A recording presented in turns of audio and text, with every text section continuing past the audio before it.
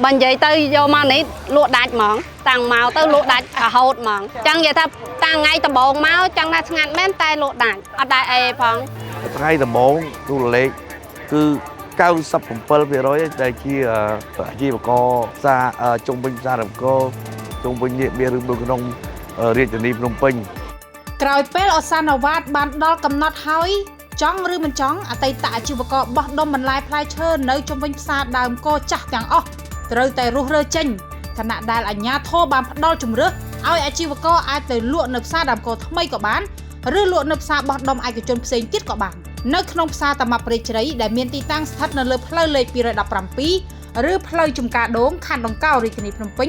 ជាជំរឿសមួយនៅក្នុងចំណោមនោះដែរ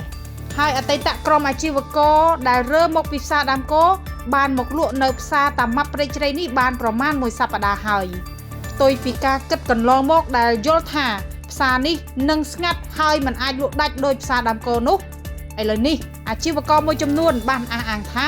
មកលក់ត្រឹមតែប៉ុន្មានថ្ងៃដំបូងសោះដាច់គួរសមដែរមានអីគួរសមដាច់ពួកមកជួយទិញយកមិញអស់លេងលក់អត់មានភ័យថាគេដាញ់គេអីនិយាយទៅលក់អស់ហ្មងពេលព្រឹកអីម៉ោង7ម៉ោងអីគ្មានណាដាញ់ដែរអត់ទេមានបងប្អូនណាដាញ់ឲ្យយើងលក់ទៅអស់សល់អីទៅថាមើលសល់មួយថងអីយើងវាយលងទៅផ្ទះដូចគ្នាអញ្ចឹងចាសូមឲ្យបងប្អូនដែលធ្លាប់ទិញបន្លែពីមុននៅសារដំកូលមកសារតាម៉ាប់ព្រៃជ្រៃនឹងមកបន្លែធូរថ្លៃគាត់និយាយទៅពួកខ្ញុំអត់មានលក់កាលក់អីថាវាលក់តម្លៃប៉ុន្មានគឺប៉ុណ្ណឹងចំណេញតែ100 200ហ្នឹងទេ1គីឡូបោះដុំសូមសំណូមពរថាឲ្យភ្ញៀវដែលទិញនៅផ្សារដើមគោមុនហ្នឹងឲ្យគាត់មកចូលទិញនៅផ្សារព្រៃជ្រៃនេះមកព្រោះអីអ្នកលក់ច្រើនណាស់អ្នកលក់បោះដុំបោះអីវាមានច្រើនអញ្ចឹងយើងចង់ឲ្យម៉ួយដែលធ្លាប់ទិញយើងហ្នឹងឲ្យមកនេះមកមានបន្លែបោះដុំយើងនៅផ្សារដើមគោធម្មតាមានបន្លែចិនមានអីគ្រប់សពទាំងអស់អត់ទេសម្រាប់ខ្ញុំអត់ឆ្ងាយទេហើយសប្បាយចិត្តព្រោះដោយសារម៉េចមកដល់ណែអត់មានភ័យអត់មានព្រួយដូចនៅផ្សារដើមគោទេហើយវាឆ្លាស់ចង់ថាទីផ្សារវាធំណាកន្លែងតុកឡានក៏ស្រួលអីក៏ស្រួលអញ្ចឹងណាមានដំបូលមានអីចឹងភ្លៀងអីទៅក៏អត់មានចងតង់ចងអីដូចនៅនោះដែរព្រោះខ្ញុំចង់ប្រាប់ថាចេះអាជីវករទាំងអស់ដែលលក់បន្លែហ្នឹងនាំគ្នាមកផ្សារតាម៉ាប់ព្រៃជ្រៃមកព្រោះអីអ្នកលក់ឥឡូវគឺច្រើនហើយអ្នកទិញក៏ច្រើនដែរចឹងអញ្ចឹងលក់ដាច់